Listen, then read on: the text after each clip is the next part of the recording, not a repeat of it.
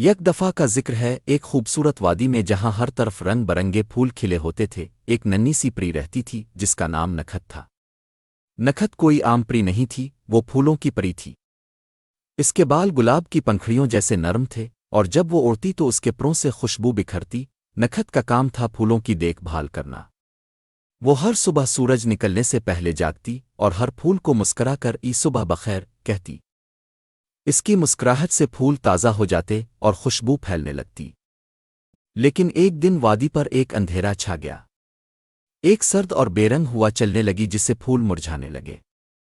یہ ہوا دھواں دیو کی تھی، ایک پرانا دیو جو خوشبو اور رنگوں کا دشمن تھا۔ نکھت بہت پریشان ہوئی مگر ہار نہیں مانی۔